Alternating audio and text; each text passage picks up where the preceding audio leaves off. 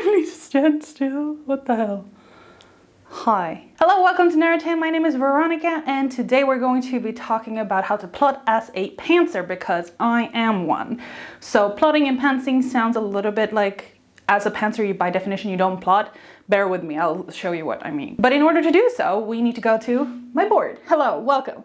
The original setup is 2 steps behind you, but today I thought we might as well enjoy this homemade, really sticky, pointy board that I've made. I'm not a planner. It kills my creativity to be too structured and planned out in my writing. It's much more interesting for me to discover as I go.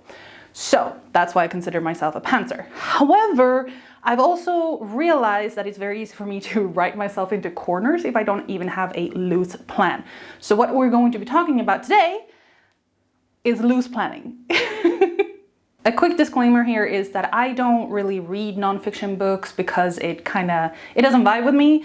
But if you do read a lot of these craft improvements, save the cat types of books, you probably already know all of that I'm gonna say to you. But for the people who are more of a vibing, maybe, I read a lot and I learn by consuming people's writing and being able to identify patterns and learning and figuring out what works, what doesn't work, and what I like and what I don't like. Going through nonfiction and like textbook kind of stuff is not a bad thing. It's not something that I look down on. It just doesn't work for me. I have done in the past, and the result was that my writing got a lot worse. And not because the feedback or the information that they gave you in those books were bad, but simply because I started hyper-focusing on these theories and this type and this way of doing things. And instead of just letting my creativity flow and discover and explore and improve that way, I just started hyper-focusing on the data, if you will, and it just killed my writing eventually, and I stopped writing for several years. So embrace what works for you. That's what I've done, and I think that was worked for most. You need to figure out what works for you. If nonfiction books really help you, go for it. If it doesn't, maybe this can help you. Okay, moving on. What do you need to, if you want to play along, I don't know why I'm going with this format, but if you want to play along, hello. If you want to try this method out with me, then you don't need a board. You can use the floor, a table, whatever you want to do. But I do highly encourage the use of different colored sticky notes. Sticky notes? Post-it notes? I have purple here too. I am so chaotic today. Why?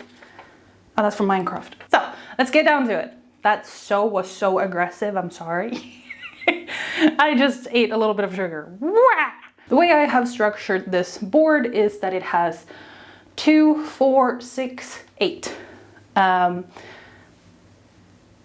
spalter. Columns, that's the word. The way that I do it is that I always default to a 3-arc story, or 3 parts, 3 beat, whatever word you want to use here. I call them 3 arcs or parts. I might end up using them interchangeably in this video. On this board, go with the first 2 is part 1, then part 2, and then part 3. But I leave myself a lot of space to put down notes and ideas that comes into my mind as I'm doing the overarching planning. I plan in big strokes. I don't put in any detail about the characters, their motivations, or specific events, or anything that has too much detail. I want to discover that as I go, and keeping things in the big strokes category, if you will. You also have the potential when you're actually writing of going, oh, that didn't make sense, I'm gonna pivot this way instead, without it having to change your entire story structure. So it gives you a bit of flexibility. I don't really know why I'm always favoring the 3-part structure, but I always have. I always felt that anything that has more drags quite a bit, but essentially this is just personal preference. If you prefer the 5, 6, 7, whatever part kind of story structure, You do what works for you. I prefer the 3-part one. I feel like that keeps the story very engaging and actiony, if you will. So let's fill this one with some general big strokes. I'm going to use my first book, Sword of Dalcor, as a general template that I will be using because it's easy, because I know the shit. These are not perfect. I don't even think you can see it. I don't think you can see what it actually says on the notes, but that's not really relevant either. These blue dots are like the really big events in my first book in Sword of Dalcor, like Alexa joins the library, that's where the story starts. And then you have the main character and her fairy companion. They leave the library, even though that's where they're supposed to be. And then you have meeting another character, and then you have the follow the bad guy, and then you have underworld negotiation stuff, and then you have goes to the royal palace in order to try and solve things. Doesn't really go well, but that leads to a war. Well, battle technically. And then we have the resolution. Those are just big beats. I can fill the in between with whatever I want. And this is how my story started. Over the years, I've learned that this is too little for me. I tend to, very much like when I speak, go off on tangents that I then have to edit out. And in order to kind of streamline myself, I fill in the blanks, as it were. And that leads me to, I use different colored post-its. And why I do that is in order to give a good overview of what I have. Now I'm gonna deviate from my actual story, is that pink or red generally represents something romantic. Very easy. This book doesn't have any romance, but for the for the task at hand, it now does. Because they meet here, let's go with here. We say sparks between the two human main characters. And then we space it out to be able to have stay where you are. As I said, also make sure that you use new post-its, these are 15 years old. Sparks here, probably want something here as well. Woo! Stay where you are, please. Let's go with near kiss. And here they actually do kiss. So you can see how it spaces itself out. And then you can have more, for example, orange can be negative stuff. We make mistake over here. And over here, someone says something stupid. Or here we have a misunderstanding. I can totally spell.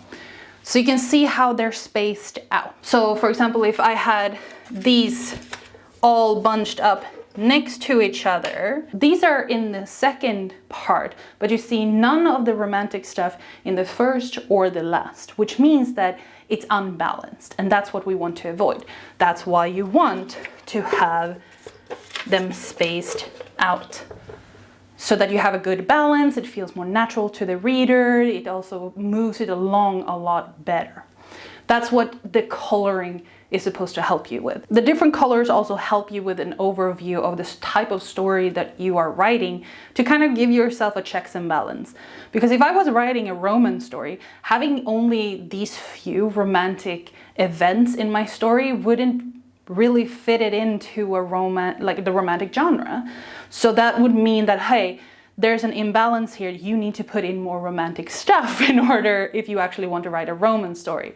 Now, if I, on the other hand, was writing a high fantasy novel that has a romantic subplot, this would make more sense, because the main storyline I'm following here is the high fantasy one, and the romance shouldn't take over. Some people prefer to do this virtually, where they can drag and drop and edit as they please. There are a lot of programs that facilitate that. Even Scrivener, that I use mainly, has that kind of corkboard. It works great, but it works better for me in a few steps after this. Essentially, this makes it easy for me to get an overview. I get a little bit more tactile sensation with it. It's easier for me to visualize and remember. But all of this is to say that this is how I plan my stories. As someone who needs the space for my creativity to take place, I can't detail too much, especially not in the early stages. I very much advocate for having a world Bible where when you come up with a new idea, you write it down in this separate document in order to help yourself when you write book 3 or 10 or 20, because details will be difficult to keep track of. I wrote Sword of Dalcor in 2016 and I struggle with remembering certain details of that, even though I'm immersed in that world. So World Bible is where I put my details as I discover them as I go. Not to say that I don't edit a lot of stuff after the first draft is done. I do. But I have learned that being very generous with the amount of space I put in between my big events allows me to be creative in the way that my brain enjoys. So don't limit yourself too much by saying I have to plan everything out, because if that doesn't work for you, it doesn't work for you. Now, that doesn't mean that I say that you should only write when the mood strikes you, because if you want to be an author and you want to make a living off writing, you are going to have to treat writing as a job, and that means you do it even when you don't want to, when you're not feeling it. It's going to be harder and I'm going to probably suck a lot more those days, but you're going to have to put one foot in front of the other. This is just one way I make it easier for myself to continue to produce writing, to explore the worlds I want to create, and all of that. I would also add that I think this type of planning also works a lot better for role players as opposed to rigorous, detailed planning, because this gives room for your players to fuck everything up, which they will. They're gonna do the crazy stuff. They're going to mess things up. They're gonna take a left instead of a right, even though you're like, neon sign this way, idiot. So yeah, planning the bigger beats and not everything to a T in between is going to give you a lot more flexibility and freedom. If that sounds like this is hell, then this is clearly not for you. If you are more of a rigorous planner who needs every detail, the exact length of her hair already written out before you start writing, I am not the creator for you.